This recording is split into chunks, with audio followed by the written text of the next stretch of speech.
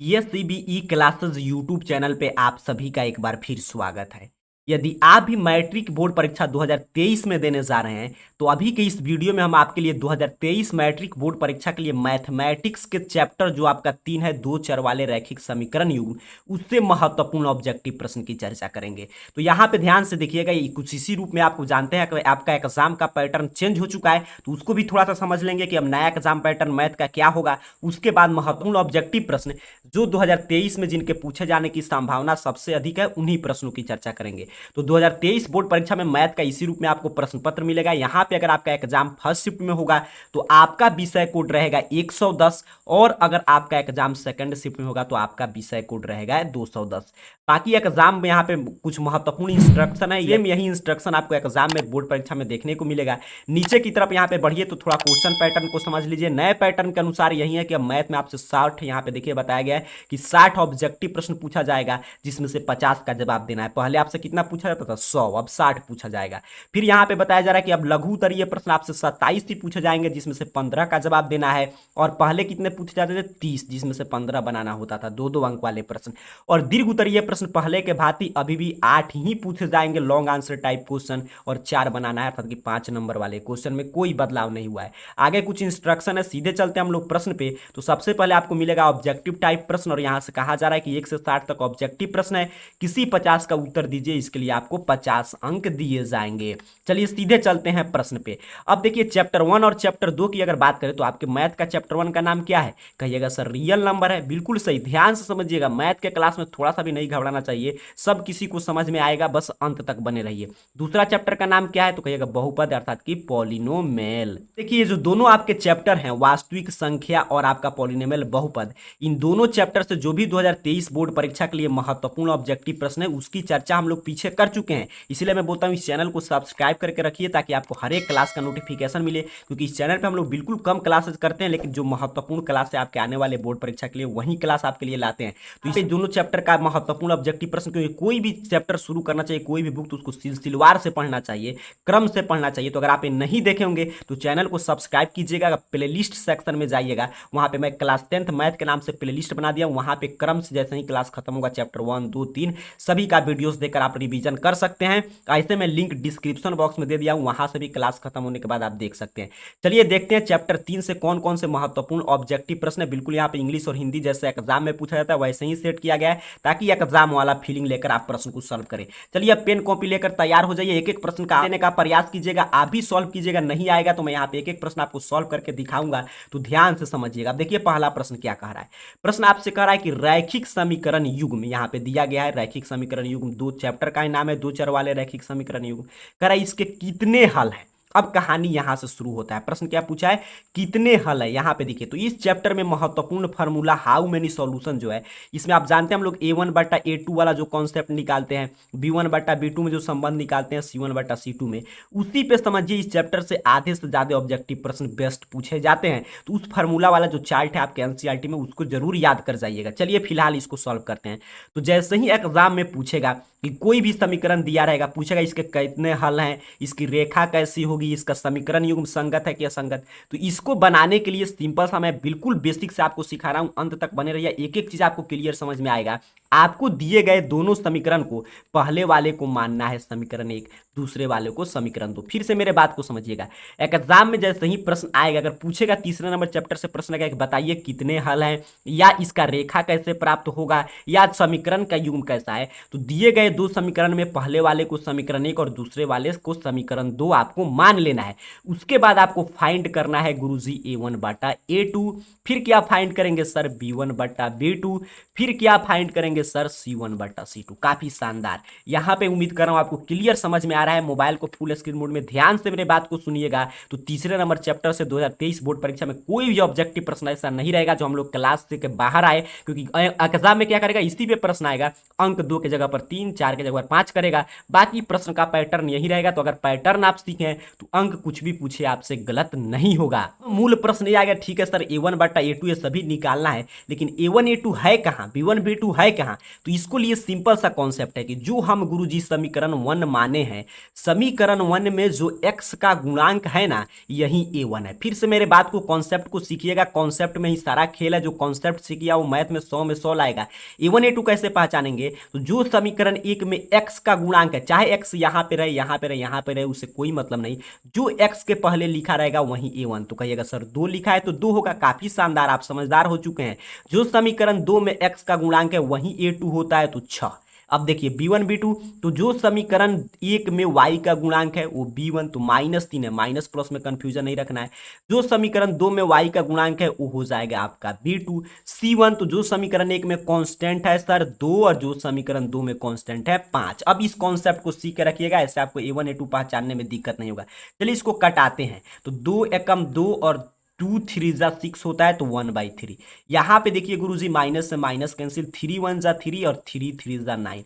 ये कटेगा? नहीं कटेगा। अर्थात कि यहाँ पे हमने कंडीशन क्या देखा, मैं थोड़ा सा नीचे कर दे रहा हूँ ताकि आपको क्लियर दिखाई दे। हमने कंडीशन देख लिया सर कि a1/a2 बराबर है b1/b2। कोई कंफ्यूजन नहीं। देखिए यहाँ पे 1/3 आया है, यहाँ पे भी 1/3, तो ये दोनों बराबर है, परंतु ये बराबर नहीं है c1/c2। यहाँ पे देख रहे हैं 2/5 हो गया, तो इसके बराबर नहीं है। अब जैसे ही इतना आप लिखेंगे तब आपको आवश्यकता पड़ेगा फॉर्मूला का, जिसको अगर आप याद किए होंगे तो कहिएगा सर इस कंडीशन में हम कहते हैं, पूछा था कितने हल हैं, तो जब a1/a2 बराबर होता है b1/b2 और ये बराबर नहीं होता है c1/c2, तब हम कहते हैं कोई हल नहीं है। काफी शानदार। जो बच्चे कर रहे हैं ऑप्शन भी, उनका आप समझिए इसका कॉन्सेप्ट याद किए हैं, फॉर्मूला याद किए हैं, क्लियर मैं समझाया हूं कि अगर आप ध्यान से देखे होंगे, एक दो बार और देख लीजिएगा क्लास को, तो ये सभी प्रश्न आपको बउआ टाइप लगेगा। इससे आसान भाषा कुछ नहीं होता है समझने समझाने का।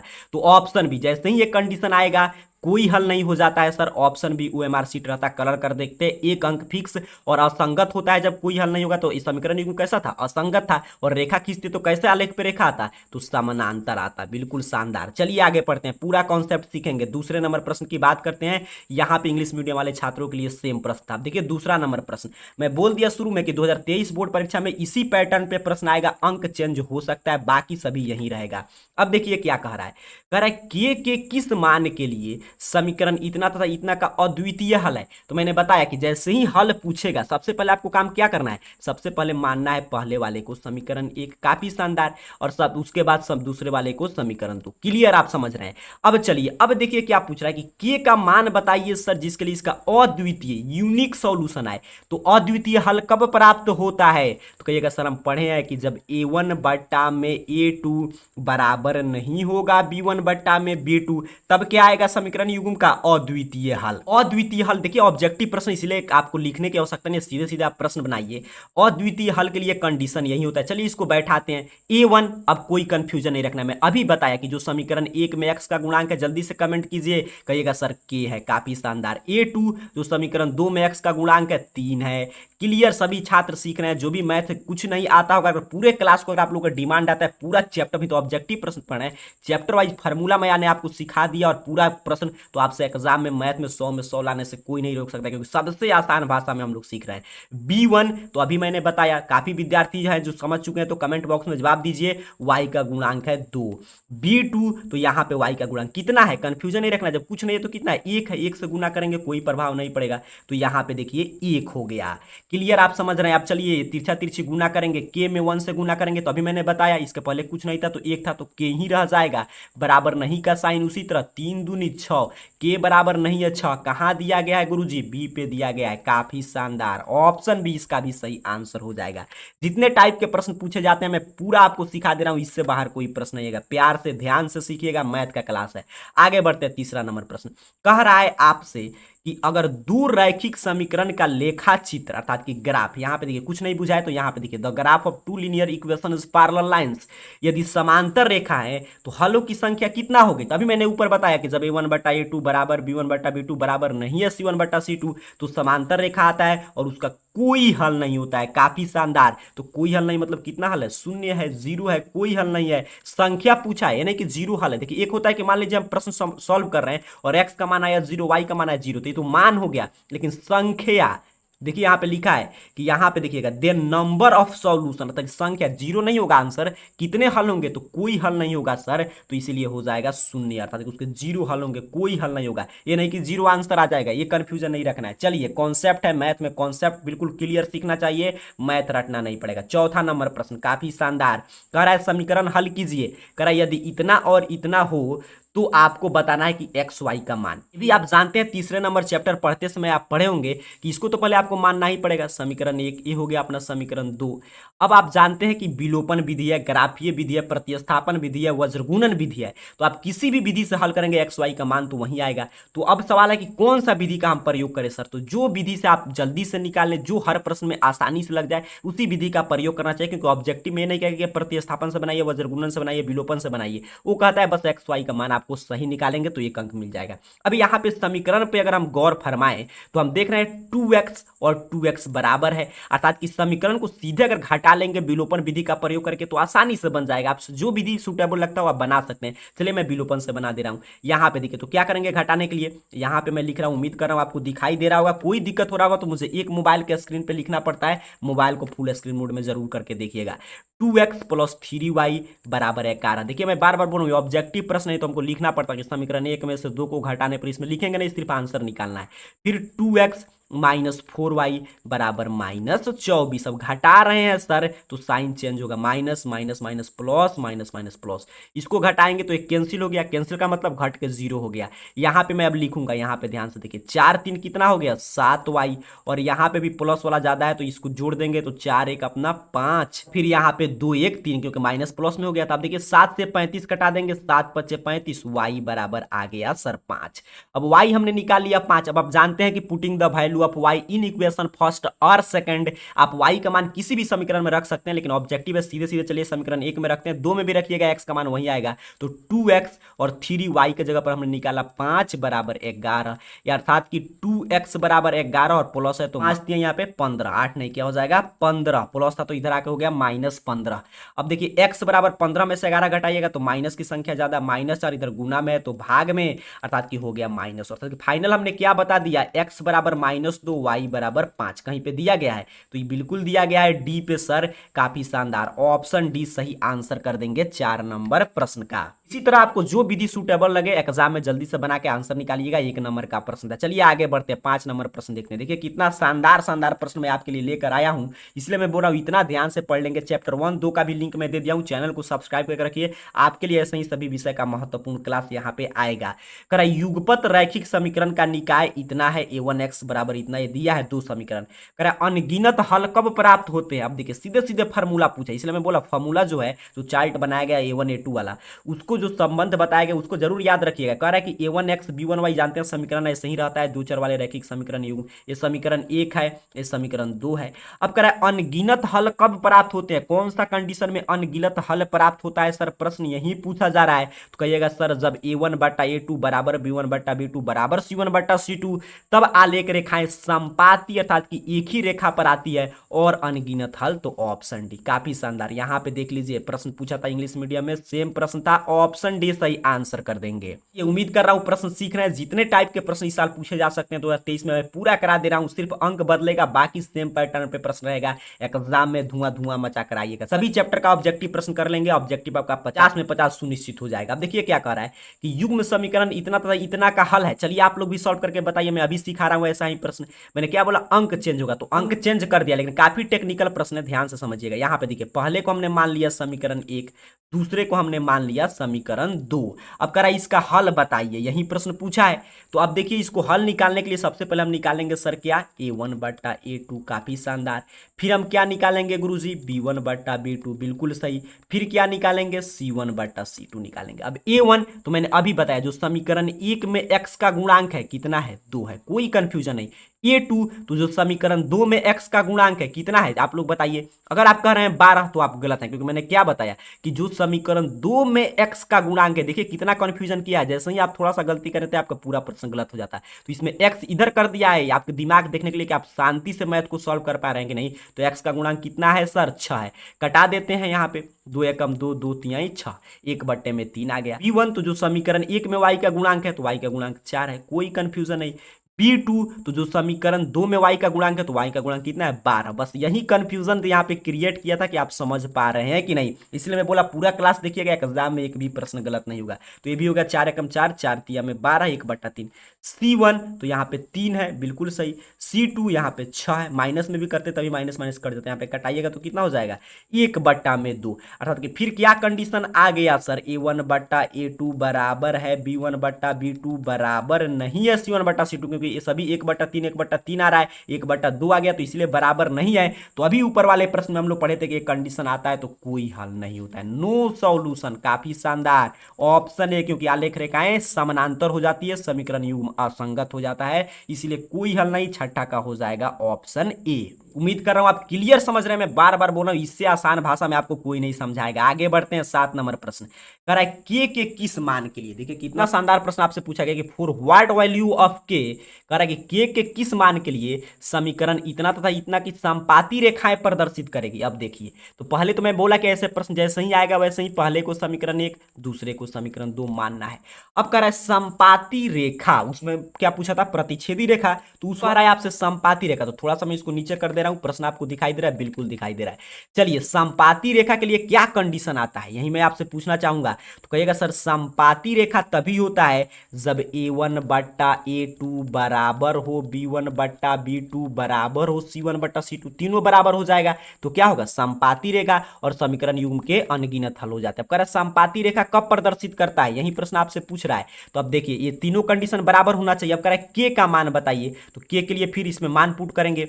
तो के, तो यहां पे देखिए पहले A1 तो x का गुणांक है कितना है 1 है, यहां पे x का गुणांक जल्दी से बताइए, अब 3 है, काफी शानदार। अब हमको B1 B2 का मान रखना है, तो B1 B2 तो यहां पे देखिए B1 जो y का गुणांक है 2 और B2 जो y का गुणांक है k, बस हमको k का मान चाहिए। तो C1 C2 की कोई आवश्यकता नहीं, इतना ही पर हम लोग निकाल सकते हैं। तो यहां पे देखिए तिरछा तिरछी गुना करेंगे, k बराबर 3 दूनी 6, कहीं दिया है, बिल्कुल दिया है, काफी शानदार कॉन्सेप्ट। अगर आप सीख कर बनाएंगे तो कोई भी एग्जाम में प्रश्न गलत नहीं होगा, ऑप्शन डी। उम्मीद कर रहा हूं आप समझ चुके हैं, क्लियर। चलिए आगे बढ़ते हैं, 8 नंबर प्रश्न कह रहा है कि अगर A1/A2 बराबर B1/B2 बराबर C1/C2 तो समीकरण निकाय के कितने हल होंगे, यही प्रश्न पूछा जा रहा है। तो यहीं पे देखिए, ऊपर देखिए क्या था कि इसके लिए समपाती रेखाएं प्रदर्शित करेगी तो अनगिनत हल होगा। अभी कंडीशन आया था तो अनगिनत हल कहां दिया गया, ऑप्शन सी, 8 का हो जाएगा ऑप्शन सी। बहुआ टाइप प्रश्न हो जाएगा, पूरा चैप्टर पढ़िएगा जाकर चैनल पे, सभी मैं 1 2 भी पढ़ा चुका हूं, तो आपसे एग्जाम में कोई गलत नहीं होगा प्रश्न। अब देखिए 9 नंबर प्रश्न, कह रहा है समीकरण को हल कीजिए। यहां पे फिर तो हल करने के लिए समीकरण 1, अब तो जल्दी जल्दी आप फास्ट हो चुके हैं, सभी बहुआ टाइप प्रश्न है। समीकरण 2, अब कौन सा विधि प्रयोग करेंगे, तो कहेगा सर इसमें भी 3x बराबर है, आप कोई भी विधि प्रयोग कर सकते हैं, लेकिन जब 3x बराबर है तो क्या कर देंगे, विलोपन विधि सीधे घटा देंगे समीकरण 1 - 2, तो यहां पे 3x - y बराबर 0, 3x + 5y बराबर सर 36, घटा रहे हैं गुरुजी, साइन चेंज कीजिए, माइनस माइनस 3x से 3x कैंसिल होकर 0, यहाँ पे -6y, यहाँ पे -36, माइनस से माइनस कैंसिल, 6 से 36 कैंसिल, अर्थात कि y बराबर आ गया सर 6। क्लियर, आप समझ चुके हैं, y बराबर आ गया 6। अब चलिए, अब y का मान किसी भी समीकरण में रखिए, putting the value of y in equation first और सेकंड, फर्स्ट या सेकंड किसी में रखिएगा, x का मान सेम आएगा। तो y 6 फर्स्ट में मैं रख दे रहा हूं, तो 3x - 6 बराबर 0, या x बराबर -6 है तो +6, गुना में तो भाग में, 3 दूनी 6, x बराबर 2, y बराबर 6। कहां पे दिया गया x बराबर 2, y बराबर 6, तो ऑप्शन ए पे ही दे दिया है, तो ऑप्शन ए सही आंसर हो जाएगा। एग्जाम में देखिएगा गर्दा मचाना है तो पूरा क्लास देखिए, हर मैथ का चैप्टर वाइज में हम लोग ऑब्जेक्टिव प्रश्न पढ़ लेंगे, इससे बाहर कोई प्रश्न नहीं आएगा। एग्जाम में क्या करेगा, 3x का 4x, यहाँ पे भी 4x करेगा, पैटर्न सेम चलेगा। चलिए आगे बढ़ते हैं, 10 नंबर प्रश्न की बात करते हैं।